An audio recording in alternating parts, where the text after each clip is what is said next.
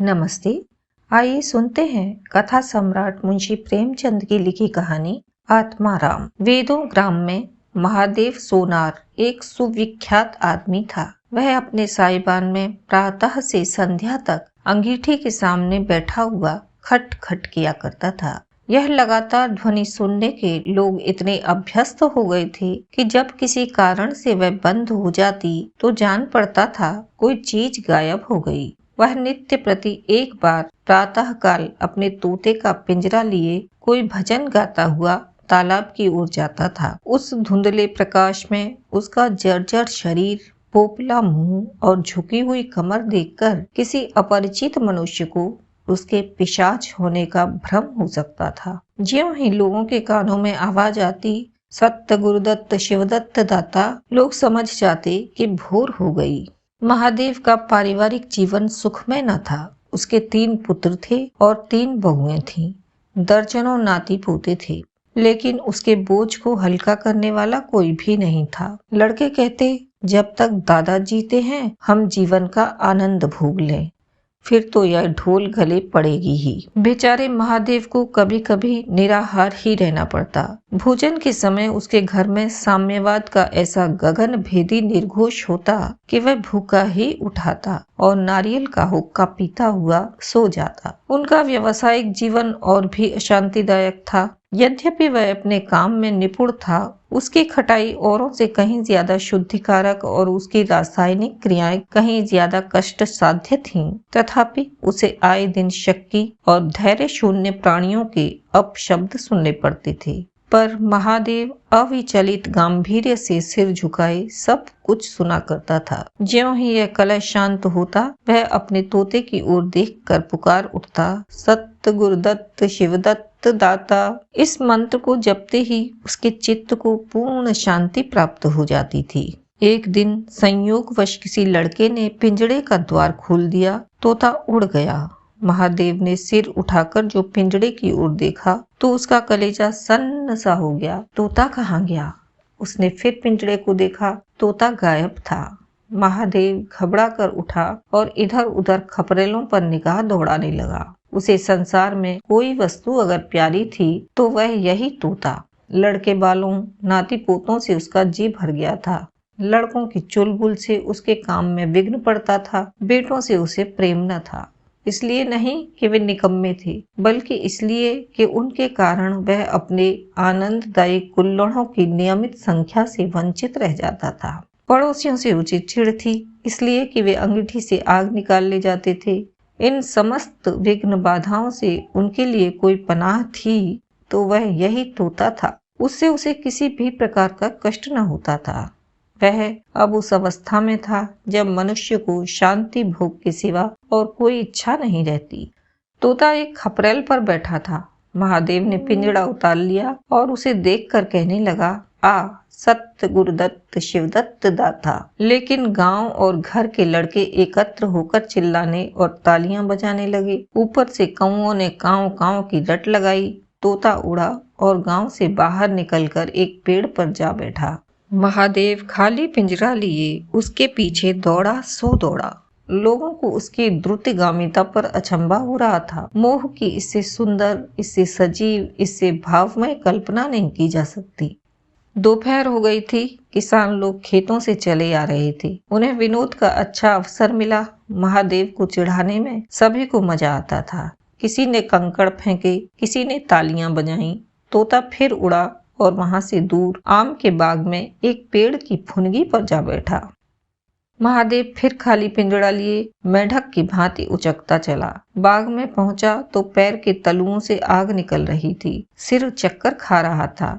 जब जरा सावधान हुआ तो फिर पिंजड़ा उठाकर कहने लगा, सत्य गुरुदत्त शिवदत्त दाता। तोता फुनगी से उतरकर नीचे की एक डाल पर बैठा, किंतु महादेव की ओर सशंक नेत्रों से ताक रहा था। महादेव ने समझा डर रहा है। वह पिंजड़े को छोड़कर आप एक दूसरे पेड़ की आड़ में छिप गया। तोते ने चारों ओर गौर से देखा, निशंक हो गया, उतरा और आकर पिंजड़े के ऊपर बैठ गया। महादेव का हृदय उछलने लगा। सत्य गुरुदत्त शिवदत्त दाता का मंत्र जपता हुआ धीरे धीरे तोते के समीप आया और लपका कि तोते को पकड़ ले, किंतु तोता हाथ न आया। फिर पेड़ पर जा बैठा। शाम तक यही हाल होता रहा। तोता कभी इस डाल पर जाता, कभी उस डाल पर, कभी पिंजड़े पर बैठता, कभी पिंजड़े के द्वार पर बैठ अपने दाना पानी की प्यालियों को देखता और फिर उड़ जाता। बुढ़ा अगर मूर्तिवान मोह था तो तोता मूर्तिमयी माया। यहाँ तक कि शाम हो गई। माया और मोह का यह संग्राम अंधकार में विलीन हो गया। रात हो गई। चारों ओर निबिड़ अंधकार छा गया। तोता न जाने पत्तों में कहाँ छिपा बैठा था। महादेव जानता था कि रात को तोता कहीं उड़कर नहीं जा सकता और पिंजड़े ही में आ सकता है। फिर भी वह उस जगह से हिलने का नाम न लेता था। आज उसने दिन भर कुछ भी नहीं खाया था। रात के भोजन का समय भी निकल गया। पानी की बूंद भी उसके कंठ में न गई। लेकिन उसे न भूख थी न प्यास। तोते के बिना उसे अपना जीवन निस्सार, शुष्क और सूना जान पड़ता था। वह दिन रात काम करता था इसलिए कि यह उसकी अंतः प्रेरणा थी। जीवन के और काम इसलिए करता था कि उसे आदत थी। इन कामों में उसे अपनी सजीवता का लेश मात्र भी ज्ञान न होता था। तोता ही वह वस्तु था जो उसे चेतना की याद दिलाता था। उसका हाथ से जाना जीवन का देह त्याग करना था। महादेव दिन भर का भूखा थका मांदा रह रह कर झपकियां ले लेता था, किंतु एक क्षण में फिर चौंक कर आंखें खोल देता और उस विस्तृत अंधकार में उसकी आवाज सुनाई देती, सत्य गुरुदत्त शिवदत्त दाता। आधी रात गुजर गई थी। सहसा वह कोई आहट पाकर चौंका। देखा एक दूसरे वृक्ष के नीचे एक धुंधला सा दीपक जल रहा है और कई आदमी बैठे हुए आपस में कुछ बातें कर रहे हैं। वे सब चिलम पी रहे थे। तमाकू की महक ने उसे अधीर कर दिया। उच्च स्वर से बोला, सत्य गुरुदत्त शिवदत्त दाता, और उन आदमियों की ओर चिलम पीने चला गया। किंतु जिस प्रकार बंदूक की आवाज सुनते ही हिरन भाग जाते हैं, उसी प्रकार उसे आते देखकर सब के सब उठकर भागे। कोई इधर गया, कोई उधर। महादेव चिल्लाने लगा, ठहरो ठहरो। एकाएक उसे ध्यान आ गया, ये सब चोर हैं। वह जोर से चिल्ला उठा, चोर चोर, पकड़ो पकड़ो। चोरों ने पीछे फिरकर न देखा। महादेव दीपक के पास गया तो उसे कलसा रखा हुआ मिला जो मोर्चे से काला हो रहा था। महादेव का हृदय उछलने लगा। उसने कलसे में हाथ डाला तो मोहरें थीं। उसने एक मोहर बाहर निकाली और दीपक के उजाले में देखा। हाँ, मोहर थी। उसने तुरंत कलसा उठा लिया और दीपक बुझा दिया और पेड़ के नीचे छिपकर बैठा रहा। साह से चोर बन गया। उसे फिर शंका हुई, ऐसा न हो चोर लौट आवें और मुझे अकेला देखकर मोहरें छीन ले। उसने कुछ मोहरें कमर में बांधी, फिर एक सूखी लकड़ी से जमीन की मिट्टी हटाकर कई गड्ढे बनाए, उन्हें मोहरों से भरकर मिट्टी से ढक दिया। महादेव के अंतर्नेत्रों के सामने अब एक दूसरा जगत था, चिंताओं और कल्पना से परिपूर्ण। यद्यपि अभी कोष के हाथ से निकल जाने का भय था, पर अभिलाषाओं ने अपना काम शुरू कर दिया। एक पक्का मकान बन गया। सर्राफे की एक भारी दुकान खुल गई। निज संबंधियों से फिर नाता जुड़ गया। विलास की सामग्रियां एकत्रित हो गईं। तब तीर्थ यात्रा करने चले और वहां से लौटकर बड़े समारोह से यज्ञ ब्रह्मभोज हुआ। इसके पश्चात एक शिवालय और कुआं बन गया। एक बाग भी लग गया और वह नित्य प्रति कथा पुराण सुनने लगा। साधु संतों का आदर सत्कार होने लगा। अकस्मात उसे ध्यान आया, कहीं चोर आ जाएं तो मैं भागूंगा क्यों। उसने परीक्षा करने के लिए कलसा उठाया और 200 पग तक बेतहाशा भागा चला गया। जान पड़ता था उसके पैरों में पर लग गए हैं। चिंता शांत हो गई। इन्हीं कल्पनाओं में रात व्यतीत हो गई। उषा का आगमन हुआ। हवा जगी, चिड़ियां गाने लगीं। सहसा महादेव के कानों में आवाज आई, सत्य गुरुदत्त शिवदत्त दाता, राम चरण में चित्त लागा। यह बोल सदैव महादेव की जिह्वा पर रहा था। दिन में सहस्त्रों ही बार ये शब्द उसके मुंह से निकलते थे, पर उनका धार्मिक भाव कभी भी उसके अंतःकरण को स्पर्श न करता था। जैसे किसी बाजे से राग निकलता है, उसी प्रकार उसके मुंह से यह बोल निकलता था, निरर्थक और प्रभाव शून्य। तब उसका हृदय रूपी वृक्ष पत्र पल्लव विहीन था। यह निर्मल वायु उसे गुंजरित न कर सकती थी, पर अब उस वृक्ष में कोपलें और शाखाएं निकल आई थीं। इस वायु प्रवाह से झूम उठा और गुंजित हो गया। अरुणोदय का समय था। प्रकृति एक अनुरागमय प्रकाश में डूबी हुई थी। उसी समय तोता पैरों को जोड़े हुए ऊंची डाल से उतरा, जैसे आकाश से कोई तारा टूटे और आकर पिंजड़े में बैठ गया। महादेव प्रफुल्लित होकर दौड़ा और पिंजड़े को उठाकर बोला, आओ आत्माराम, तुमने कष्ट तो बहुत दिया पर मेरा जीवन भी सफल कर दिया। अब तुम्हें चांदी के पिंजड़े में रखूंगा और सोने से मढ़ दूंगा। उसके रोम रोम से परमात्मा के गुणानुवाद की ध्वनि निकलने लगी। प्रभु, तुम कितने दयावान हो, यह तुम्हारा असीम वात्सल्य है। नहीं तो मुझ जैसा पापी पतित प्राणी कब इस कृपा के योग्य था। इन पवित्र भावों से उसकी आत्मा बेवल हो गई। वह अनुरक्त होकर कह उठा, सत्य गुरुदत्त शिवदत्त दाता राम के चरण में चित्त लागा। उसने एक हाथ में पिंजड़ा लटकाया, बगल में कलसा दबाया और घर चला। महादेव घर पहुंचा तो अभी कुछ अंधेरा था। रास्ते में एक कुत्ते की सेवा और किसी से भेंट न हुई, और कुत्ते को मोहरों से विशेष प्रेम नहीं होता। उसने कलसे को एक नांद में छिपा दिया और उसे कोयले से अच्छी तरह ढक कर अपनी कोठरी में रखाया। जब दिन निकल आया तो वह सीधे पुरोहित के घर पहुंचा। पुरोहित पूजा पर बैठे सोच रहे थे, कल ही मुकदमे की पेशी है और अभी तक हाथ में कौड़ी भी नहीं, यजमानों में कोई सांस भी नहीं लेता। इतने में महादेव ने पालांगन की। पंडित जी ने मुंह फेर लिया, यह अमंगल मूर्ति कहाँ से आ पहुंची। मालूम नहीं दाना भी मयस्सर होगा या नहीं। रुष्ट होकर पूछा, क्या है जी, क्या कहते हो? जानते नहीं हम इस समय पूजा पर रहते हैं। महादेव ने कहा, महाराज, आज मेरे यहाँ सत्यनारायण की कथा है। पुरोहित जी विस्मित हो गए, कानों पर विश्वास न हुआ। महादेव के घर कथा का होना उतना ही असाधारण घटना थी जितनी अपने घर से किसी भिखारी के लिए भीख निकालना। पूछा, आज क्या है? महादेव बोला, कुछ नहीं, ऐसी इच्छा हुई कि आज भगवान की कथा सुन लूं। प्रभात ही से तैयारी होने लगी। वेदों के निकटवर्ती ग्रामों में सुपारी फिरी। कथा के उपरांत भोजन का भी नेवता था। जो सुनता आश्चर्य करता, आज रेत में दूब कैसे जमी।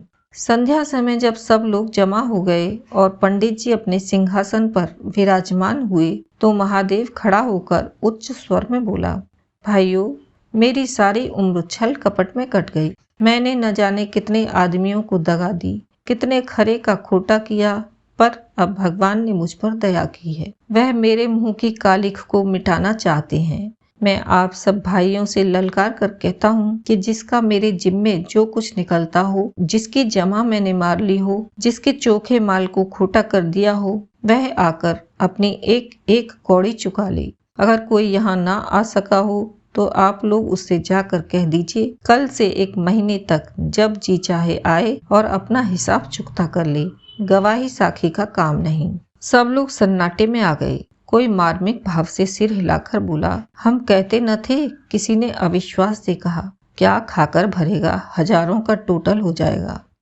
एक ठाकुर ने ठठोली की और जो लोग सुरधाम चले गए। महादेव ने उत्तर दिया, उसके घर वाले तो होंगे।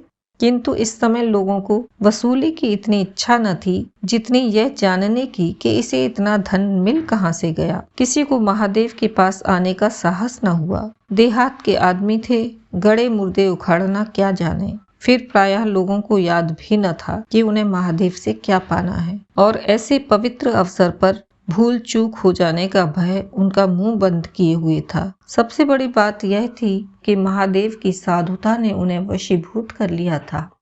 अचानक पुरोहित जी बोले, तुम्हें याद है मैंने एक कंठा बनाने के लिए सोना दिया था, तुमने कई माशी तौल में उड़ा दिए थे।